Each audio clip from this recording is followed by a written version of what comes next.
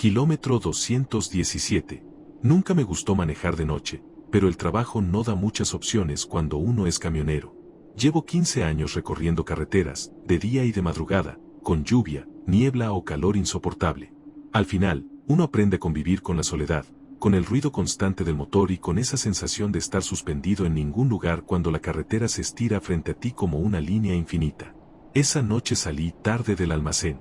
Eran casi las 11 cuando encendí el camión y tomé la carretera federal, una de esas rutas largas, rectas, flanqueadas por terreno seco y cerros bajos.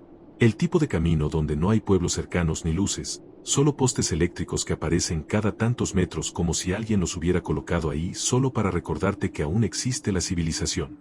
El marcador del tablero parpadeaba. Radio encendida, volumen bajo. No había música, solo un programa nocturno donde hablaban de llamadas de oyentes, historias triviales, insomnio compartido. Me gustaba eso, sentir que no era el único despierto en el mundo. Pasé el kilómetro 180 sin novedad. Luego el 190. El 200. Fue después del kilómetro 217 cuando todo empezó a sentirse mal.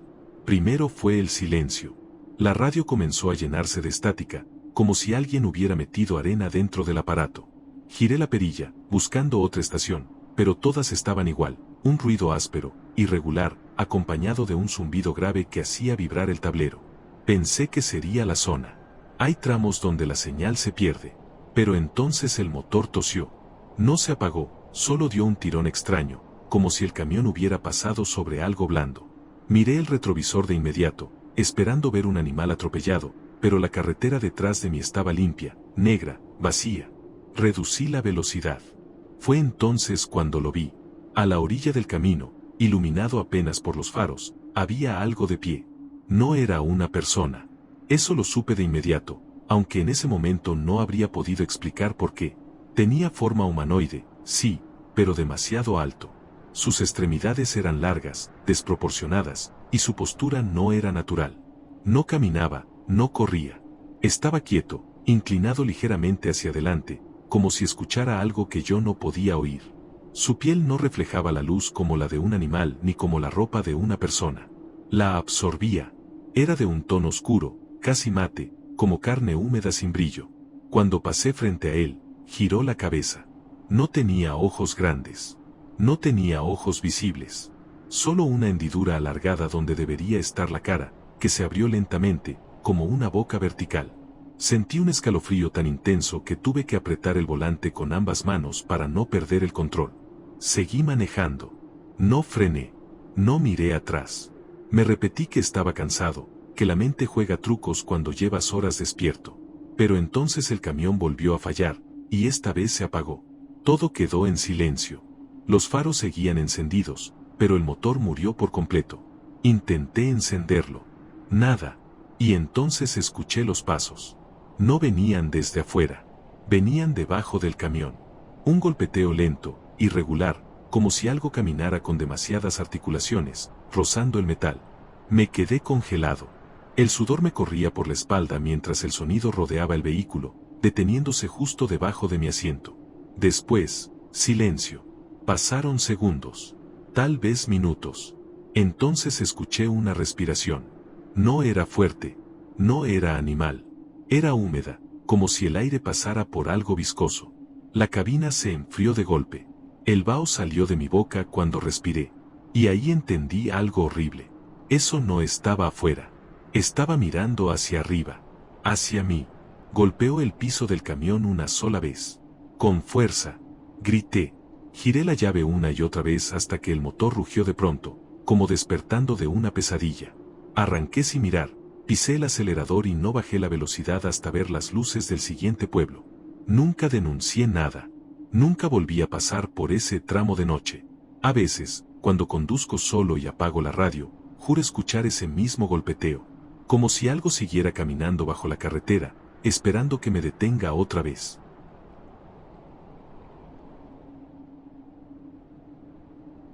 El ser del terreno baldío. Nunca hablé de esto cuando era niña.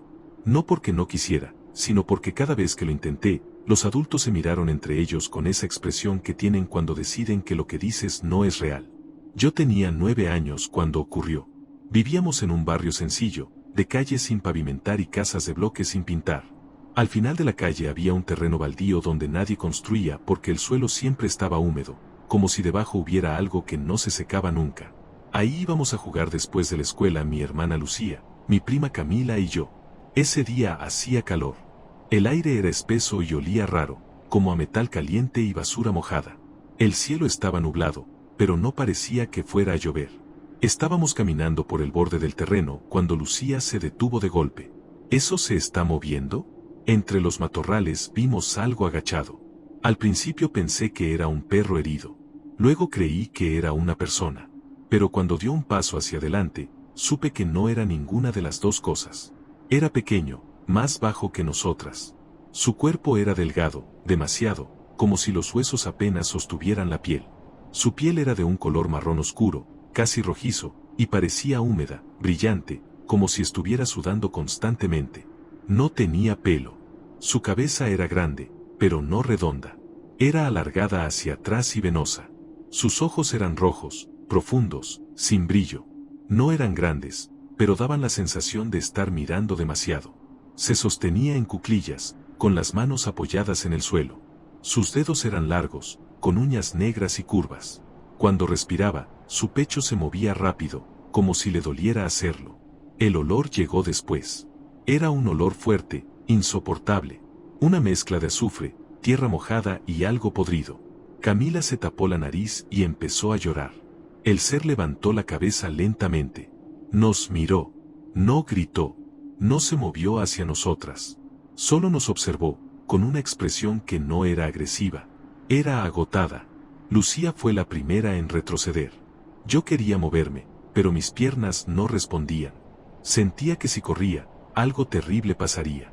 El ser emitió un sonido bajo, vibrante, como un gemido que no salía de la boca sino de todo su cuerpo. Luego intentó ponerse de pie, y cayó de rodillas. Ahí fue cuando corrimos. No miré atrás hasta llegar a casa. Cerramos la puerta con seguro y nos quedamos temblando en el suelo. El olor parecía haberse pegado a nuestra ropa. Esa noche, escuchamos sirenas. Al día siguiente, el terreno estaba cercado. Había hombres con trajes, militares, gente que no era del barrio. Nadie nos dejó acercarnos. Mi madre nos dijo que lo olvidáramos, que eran historias, que estábamos imaginando cosas. Pero durante semanas, los perros del barrio desaparecieron. El aire seguía oliendo mal cuando pasábamos por ahí. Y por las noches, yo soñaba con esos ojos rojos mirándome desde la oscuridad. Años después, entendí algo. Eso no estaba cazando. No estaba escondiéndose. Estaba perdido. Y aún hoy, cuando llueve y el suelo huele a metal húmedo, recuerdo su mirada. Como si aún esperara que alguien lo ayudara.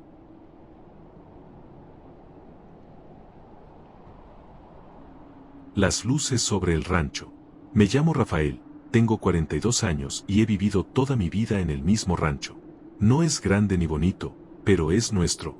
Está a casi una hora del pueblo más cercano, rodeado de potreros, cercas viejas y cerros bajos que durante el día parecen inofensivos, y de noche se convierten en sombras inmensas. Vivo ahí con mi esposa Elena, una mujer fuerte, de esas que no se quiebran fácil, con nuestro hijo Mateo, de 12 años, callado y observador, con nuestra hija Sofía, de 8, curiosa, siempre haciendo preguntas, y con Bruno, nuestro perro, un mestizo grande que nunca se separaba de la casa. Nuestra rutina era siempre la misma. Nos levantábamos antes del amanecer. Yo salía a revisar el ganado, Elena preparaba el desayuno, los niños ayudaban como podían antes de ir a la escuela del pueblo. Por la tarde, todos regresábamos cansados, sucios, pero tranquilos. La noche era para cenar temprano y dormir. Hasta ese día. Era martes. El sol ya se estaba ocultando cuando notamos que una de las vacas no regresó con el resto. Mateo me acompañó a buscarla mientras Elena y Sofía se quedaron en la casa. El cielo estaba completamente despejado, sin luna, y las estrellas se veían más brillantes de lo normal. Fue entonces cuando Bruno empezó a gruñir. No ladraba. Gruñía bajo, con el cuerpo rígido, mirando hacia el cielo. «Papá, ¿qué es eso?», preguntó Mateo. Sobre el potrero, flotaban 3 luces. Grandes, redondas, blancas con un tono azulado. No hacían ruido. No parpadeaban. Iluminaban el pasto como si fuera de día. Elena salió de la casa con Sofía tomada de la mano. Los cuatro nos quedamos mirando sin hablar. Las luces comenzaron a moverse lentamente, girando entre ellas, y por un instante se apagaron. Entonces vimos la nave. No era un plato ni algo simétrico. Tenía una forma irregular, alargada, como si estuviera hecha de piezas que no encajaban bien. Su superficie era oscura, opaca, y aún así se distinguía contra el cielo. Se deslizó detrás del cerro sin emitir ningún sonido. Sofía empezó a llorar. Esa noche nadie durmió bien. Bruno no se separó de la puerta. Los animales estaban inquietos. Las gallinas chocaban contra el gallinero y las vacas mugían sin razón. El aire se sentía raro, pesado, como si algo invisible nos envolviera. Cerca de la medianoche, escuchamos un golpe en la pared trasera de la casa. Seco, fuerte. Bruno ladró con furia. Yo tomé la escopeta. Elena abrazó a los niños. Salí con la linterna, pero no vi nada. Sin embargo, sentí que no estaba solo. Cuando regresé adentro, los perros dejaron de ladrar. Los pasos comenzaron poco después. No eran humanos. No tenían ritmo. Algo caminaba alrededor de la casa, arrastrando los pies, deteniéndose frente a cada ventana. Las cortinas se movieron ligeramente, como si alguien respirara sobre el vidrio. Mateo se asomó apenas y retrocedió de golpe. «Papá, hay algo afuera». Apagué la luz.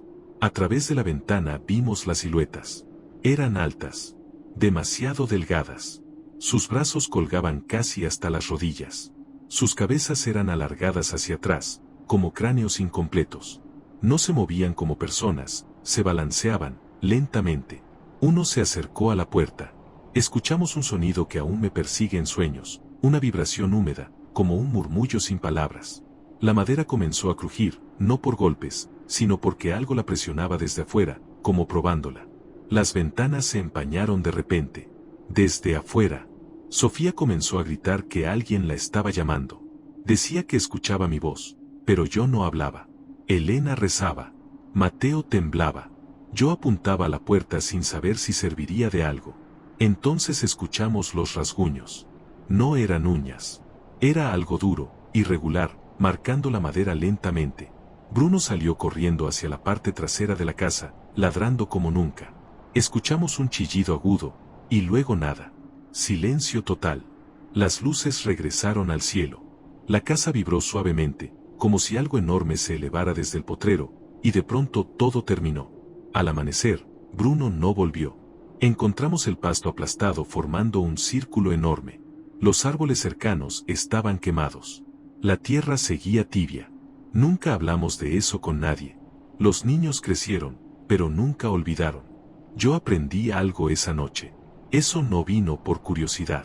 Vino a medirnos. A entrar. Y cuando el cielo se ve demasiado claro en la madrugada, juro que algo sigue observando nuestra casa, esperando que bajemos la guardia.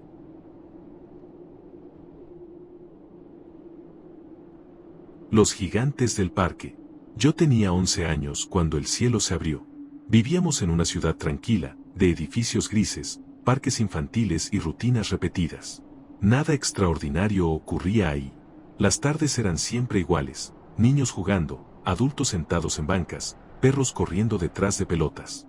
El parque central era el único lugar donde todo parecía normal. Hasta ese día. Eran alrededor de las 6 de la tarde. Yo estaba en los columpios con mi amigo Iván cuando el aire cambió. No fue el sonido primero, fue la sensación. Como si la presión del ambiente se hubiera vuelto más densa, más pesada. Me dolieron los oídos. Los pájaros se callaron. Entonces escuchamos un estruendo que no venía de ningún lugar específico. No era un trueno ni una explosión. Era como si algo gigantesco se estuviera moviendo dentro del cielo. Todos miraron hacia arriba. Las nubes comenzaron a girar, formando un hueco oscuro. Desde ahí descendió un objeto enorme, rojo, irregular. No parecía una nave, parecía una herida en el aire. Se detuvo a pocos metros del suelo sin hacer viento, sin levantar polvo. Cuando tocó tierra, el parque entero quedó en silencio. De la abertura salió el primero. Era gigantesco. Medía más de 3 metros. Su cuerpo era ancho, desproporcionado, cubierto por algo que no parecía ropa ni piel. Era rígido, oscuro, como una costra viva. Su cabeza era pequeña para su tamaño, con una forma extraña, casi triangular. Caminaba con pasos lentos, pesados, pero el suelo no se hundía. Detrás de él salieron otros dos. Uno era más delgado, más alto aún, con brazos larguísimos que casi tocaban el suelo. El otro era más bajo, encorvado, y se movía a saltos cortos, como si no entendiera la gravedad. No tenían ojos visibles. En lugar de rostro, tenían símbolos. Marcas profundas, geométricas, que se movían lentamente, como si respiraran. Uno de los niños gritó. El más grande levantó el brazo y señaló, no al niño, sino al cielo. En ese instante, varios objetos pequeños comenzaron a caer a nuestro alrededor. No explotaron. Simplemente se incrustaron en el suelo, vibrando. Iván me jaló del brazo. No mires, me dijo llorando. No mires sus caras. Pero ya era tarde. Cuando los símbolos cambiaron de forma, sentí un dolor horrible en la cabeza. No era un sonido, era una idea que no cabía en mi mente. Como si algo intentara entrar a la fuerza. Los gigantes avanzaron por el parque. Donde pisaban, el pasto se marchitaba. Los árboles se inclinaban hacia ellos, no por el viento, sino como si los reconocieran. Uno de los seres se detuvo frente a un hombre. Lo observó. Luego extendió una de sus extremidades y el hombre desapareció. No hubo sangre. No hubo ruido. Solo un espacio vacío donde alguien había estado. La gente comenzó a correr. Yo me quedé paralizado, viendo cómo el cielo seguía abierto, palpitando. De la nave salió una figura más pequeña, flotando. No caminaba. Se desplazaba como si no tocara el mundo. Se giró hacia mí. Y entonces el tiempo se rompió. Todo quedó inmóvil, personas, hojas, polvo en el aire. Solo yo podía moverme, o al menos eso sentí. La figura se acercó y comprendí algo sin que me lo dijera. Esto ya había pasado antes. En otros lugares. En otros tiempos. Los gigantes no venían a invadir. Venían a recuperar algo. El mundo volvió a moverse de golpe. Las criaturas regresaron a la abertura en el cielo. El objeto se elevó lentamente y desapareció. El parque quedó destruido. Árboles secos, el suelo quemado, gente llorando. El hombre que desapareció nunca volvió. Las autoridades dijeron que fue una explosión de gas. Que todos habíamos sufrido histeria colectiva. Pero yo aún recuerdo los símbolos moviéndose en sus rostros. Y a veces, cuando el cielo se vuelve rojo al atardecer, siento el mismo dolor en la cabeza. Como si algo allá arriba recordara que yo los vi.